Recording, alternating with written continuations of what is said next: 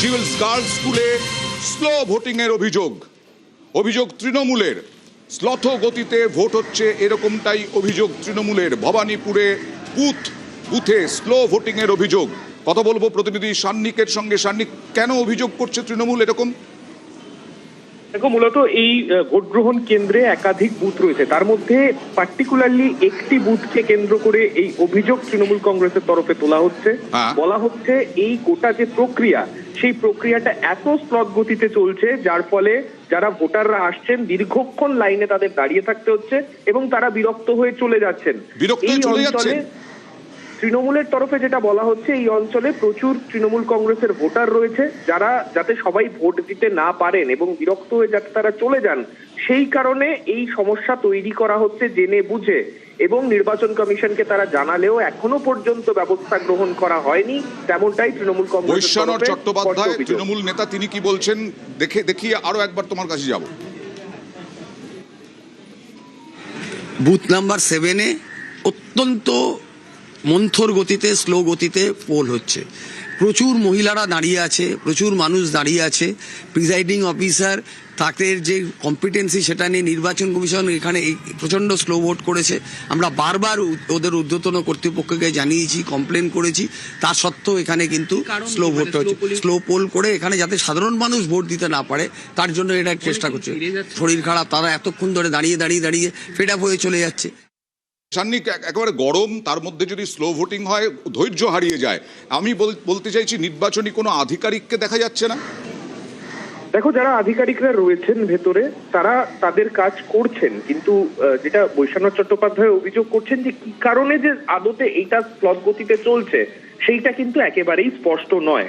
কেন এই গোটা প্রক্রিয়াটাকে আরো দ্রুত করা যাচ্ছে না, সেই প্রশ্ন তারা যারা সেক্টর অফিসার রয়েছেন তাদের কাছে তারা করেছিলেন, কিন্তু কোনো সদুত্তর মেলেনি। তারা বলছেন তারা সংশ্লিষ্ট আধিকারিকদের তারা বিষয়গুলি জানাচ্ছেন, কিন্তু এই গোটা প্রক্রিয়া স্লো হওয়ার ফলে অনেক মানুষ তারা ভোট দিতে এসে ফিরে গেছেন, তেমনটাই তৃণমূল কংগ্রেসের তরফে স্পষ্ট। ফিরে যাওয়া বড় ঘটনা এবং সেটা খুব অপ্রত্যাশিত। যাই হোক, নিশ্চয়ই নির্বাচন কমিশন পদক্ষেপ করবে।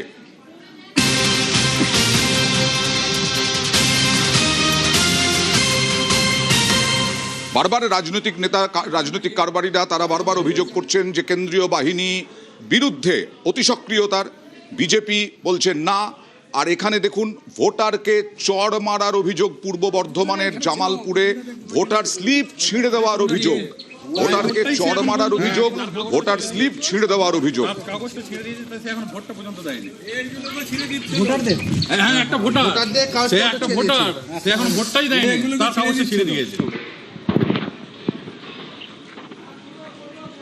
চারশো মিটার দূরে আমরা বসে আছি, জোনা 3-4 ছিলাম, আর সেই এখান থেকে পুলিশের গাড়ি এসে আমাদেরকে দুমদাম করে মার চড়, পায়ে গোড়ালি মেরে আমার পাটাকে অকেজো করে দিয়েছে। এটা কি ভোট হচ্ছে? ওখানে হচ্ছে, আমরা গেছি ওখানে, এখানে হচ্ছে লিস্টে তাদের কাগজটা আমরা দেখছি, যাদের লিস্টে ঠিক নামটা আছে কি দেখে নিচ্ছি, চেক করছি, এছাড়া কিছু নয়। ভোটারকে, তিনি কি তৃণমূল কর্মী? শরদিন্দুর সঙ্গে কথা বলবো। যিনি অভিযোগ করছেন তাকে মারধর করা হয়েছে, ভোটার স্লিপ ছিঁড়ে দেওয়া হয়েছে, তিনি তো তৃণমূল কর্মী। তিনি কি ওই অঞ্চলেরই ভোটার, ওই বুথেরই ভোটার?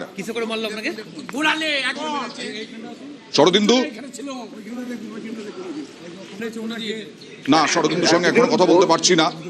ভোটারকে চড় মারার অভিযোগ এবং তিনি তৃণমূল কর্মী, বাহিনীর জওয়ানের বিরুদ্ধে চাঞ্চল্যকর অভিযোগ। শরদিন্দু, তিনি কি ওই বুথেরই ভোটার? তাকে মারা হলো কেন, কি বলা হচ্ছে? একেবারে সাধারণ একজন ভোটার, যিনি কোনো রাজনীতি করেন না। আমরা তো তৃণমূল কর্মী দেখলাম, উনি তৃণমূল কর্মী নন। দেখো, তৃণমূলের বক্তব্য যে তারা এই যে 188 এবং 189 নম্বর বুথ, সেই বুথের 400 মিটার দূরে তারা ভোটারদের সহযোগিতা করছিলেন, কোন বুথে যেতে হবে সেসব ব্যাপারে সহযোগিতা করছিলেন।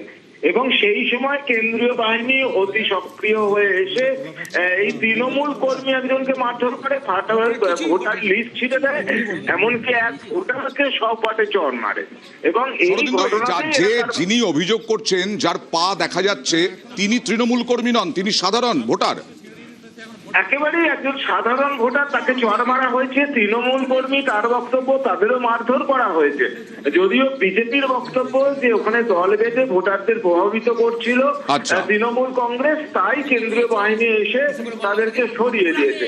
কিন্তু এই যে ভোটারকে মারধর করা, এই ঘটনা এলাকার বাসিন্দারা স্বাভাবিকভাবেই ক্ষুব্ধ যে সাধারণ ভোটার বাড়ি থেকে বেরিয়েছেন ভোট দিতে, তার কেন স্লিপ ছিঁড়ে দেওয়া হবে, তাকে কেন মারধর করা হবে?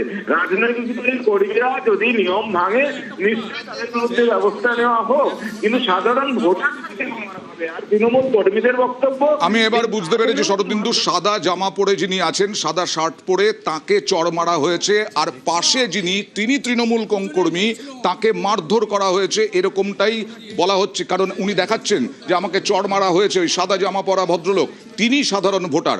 এই নিয়ে তৃণমূল বিজেপি রাজনৈতিক তরজা তুঙ্গে।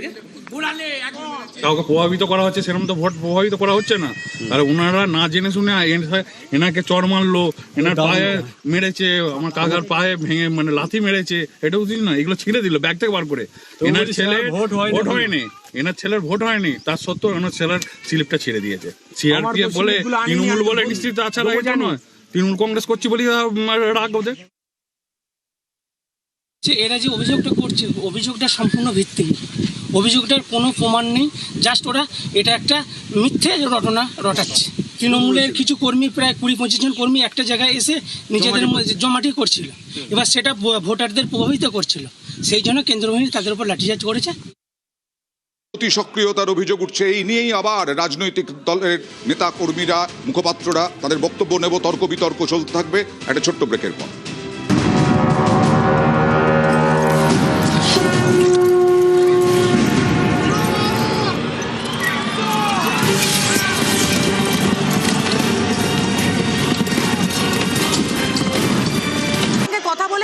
ঘরে যেতে বলছেন, অপ্রয়োজনে বাইরে ভিড় করতে বারণ করছেন, যাদের ভোট দেওয়া হয়নি তাদেরকে শান্তিপূর্ণভাবে ভোটার লাইনে গিয়ে দাঁড়াতে বলছেন, যাতে কোনোভাবে কোনো অপ্রীতিকর পরিস্থিতি তৈরি না হয়, সেই জন্য আরো বাহিনী এলো কালীঘাট রোডে। কথা বলবো আবিরের সঙ্গে। আবির, ভরকেন্দ্র ভবানীপুরে আমাদের সকলের নজর ছিল, কারণ এটা একটা প্রেস্টিজ ফাইট, হেভিওয়েট কেন্দ্র, কিন্তু সেখানে এই এত জমায়েত, এত বাহিনী, এই ছবিগুলো কেন? প্রথম দফায় যে শান্তিপূর্ণ নির্বাচন আমরা দেখেছিলাম 152টা জায়গায়, সেরকম একটা রিফ্লেকশন তো ভবানীপুরেও হতে পারতো।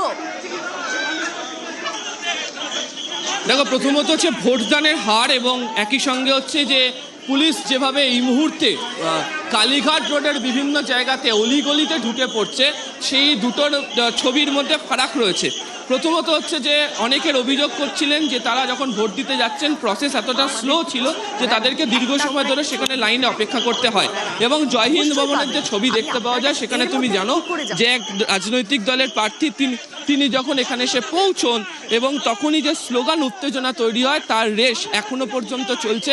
এবং শেষমেশ যে পরিস্থিতি তৈরি হয়েছে, যেখানে দেখতে পাওয়া যাচ্ছে যে কলকাতা পুলিশের শীর্ষ কর্তা তিনি রাস্তাতে নেমে তিনি কার্যত জমায়েত সরাচ্ছেন, ভিড় সরাচ্ছেন, প্রচুর মানুষের সঙ্গে তিনি গিয়ে কথা বলা শুরু করেছেন। এবং সাথে কেন্দ্রীয় বাহিনী যেমন রয়েছে, কলকাতা পুলিশের র্যাফ রয়েছে, কলকাতা পুলিশের আরও অন্যান্য সদস্যরা রয়েছেন, এবং কোনোভাবেই ভোট গ্রহণ পর্বের ক্ষেত্রে কোনো যাতে অসুবিধা তৈরি না হয়, জমায়েত ঘিরে যাতে কোনো ধরনের উত্তেজনা যাতে তৈরি না হয়, সেটি তাদের তরফ থেকে চেষ্টা করা হচ্ছে। দ্বিতীয়ত হচ্ছে যে স্লোগান উত্তেজনা বুথের বা বুথের বাইরের ক্ষেত্রে যে ধরনের ছবি তৈরি করতে পারে, তার থেকেও বেশি করে তৈরি হয়েছে। সেটা হচ্ছে যে মহিলারা, তারা বলছেন যে তাদেরকে উদ্দেশ্য করে স্লোগান দেওয়া হয়েছে, তাই তারাও স্লোগান দিয়েছেন। ফলে স্লোগান দেওয়া বা না দেওয়ার সঙ্গে তাদের কি ধরনের সম্পর্ক রয়েছে, স্লোগান তারা যে কেউ রাজনৈতিক দলের তরফ থেকে যে কেউ তারা দিতেই পারে। ফলে একদম গলির মধ্যে তিনি ঢুকে গিয়েছেন। গলির মধ্যে দেখতে পাওয়া যাচ্ছে যে বিভিন্ন জায়গাতে তারা ভেতরে প্রবেশ করতে শুরু করেছেন, একদম অলি গলি হয়ে তারা এগোচ্ছেন, এবং যারা রয়েছেন তাদের প্রত্যেকের সঙ্গে তারা কথা বলছেন, এবং যাতে ভোটাররা যাতে বেরোন সেই চেষ্টা তারা করছেন। বেশ আবির, যে ছবি আমরা দেখছি, আবির একটা বিষয় জানতে চাই যে এখনো পর্যন্ত এই ভবানীপুরে ঠিক কত শতাংশ ভোট পড়েছে, কোনো আপডেট রয়েছে? কারণ সাধারণ মানুষ আমরা সকাল থেকে দেখছিলাম লম্বা লাইনে দাঁড়িয়েছে, বেলা 1টা বেজে গিয়েছে, এখনো পর্যন্ত জানা যাচ্ছে?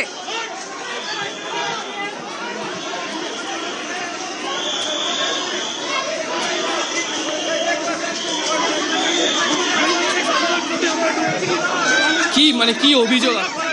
কি অভিযোগ নেই, এটা করা করা উচিত হয়নি বলুন? ঝামেলাটা হলো আমাদের এখানে কোনোদিন এই এত বছর ধরে ভোট দিচ্ছি, কোনো বছর এত ঝামেলা কোনো বছরই হয় না। এই প্রথম আর একবার হয়েছিল, আর একবার ভোট হয়েছিল, তখনও হয়েছিল ঝামেলা।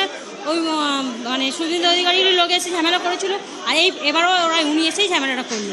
কিন্তু এটা করা উচিত হয় না। ভোট দেওয়া হচ্ছে না, আমার হয়নি, আমার হাজবেন্ড আসবে তবে আমরা ভোট দিতে। আমার নাম টুম্পা হালদার।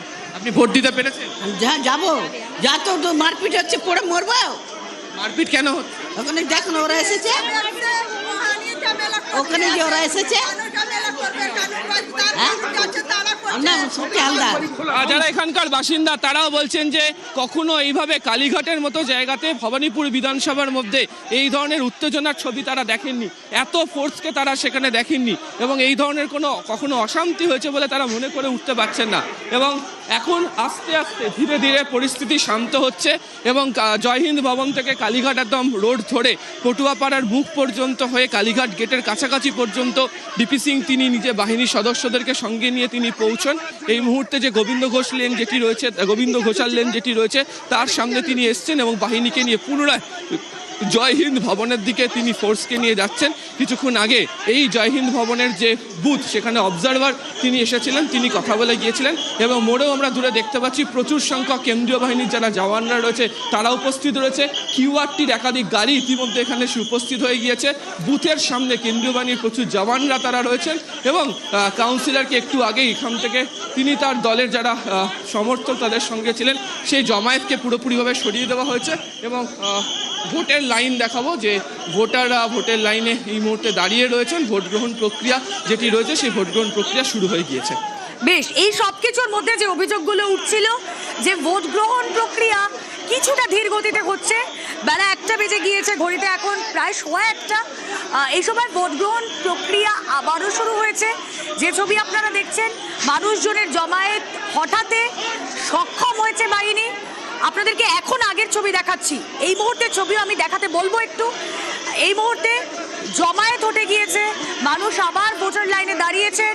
যেখানে যেখানে মানুষ জমায়েত করছিলেন, ডিপি সিং তিনি নিজে গিয়ে তাদের সঙ্গে কথা বললেন, তাদেরকে সেখান থেকে হটিয়ে দিলেন, এবং তারা বললেন কোনো রকম কোনো গুজবে কান না দিতে।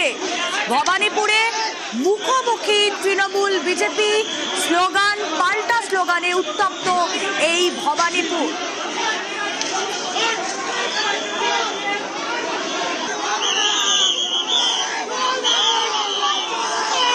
সূত্রপাত কি থেকে? সূত্রপাত স্লোগান পাল্টা স্লোগানে। দেখুন,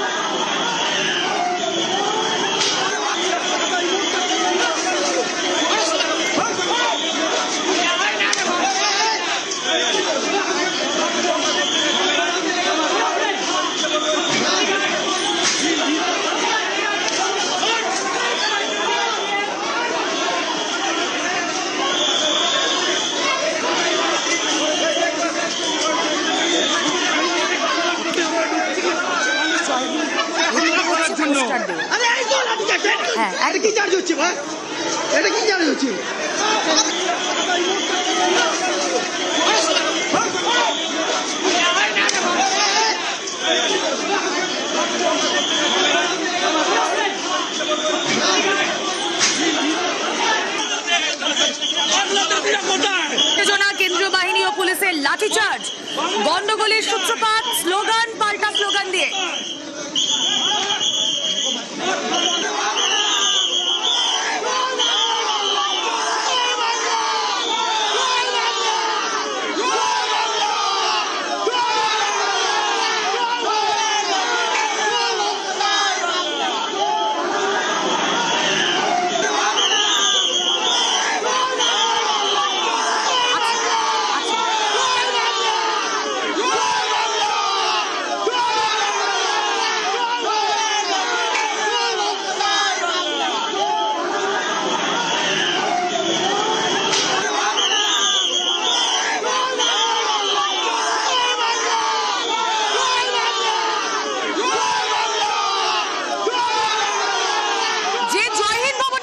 ছবি আপনারা দেখলেন, শুভেন্দু অধিকারী সেখানে যান, এবং এই যে স্লোগান পাল্টা স্লোগানের পরিস্থিতি তৈরি হয়, তারপর শুভেন্দু অধিকারী পরপর দুটো ফোন করেন।